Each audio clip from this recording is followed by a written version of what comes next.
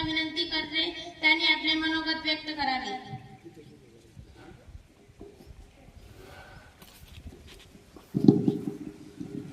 व्यासपीठावरील मान्यवर शिक्षक वृंद व माझ्या बालमित्रांनो, आज आपण येथे डॉक्टर बाबासाहेब आंबेडकर यांचा जयंती साजरी करण्यासाठी येथे जमलो आहोत. डॉक्टर बाबासाहेब आंबेडकर यांचा जन्म मध्य प्रदेशातील महू या गावी झाला. त्यांचे नाव भीमराव रामजी आंबेडकर होते. ते भारतीय संविधानाचे शिल्पकार होते.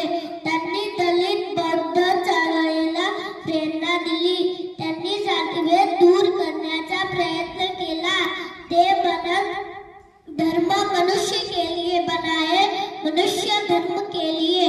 एवढे बोलून मी माझे भाषण संपवतो. जय हिंद, जय भारत. धन्यवाद विराज, तू खूप छान डॉक्टर बाबासाहेब आंबेडकर यांच्या विषयी माहिती सांगितली.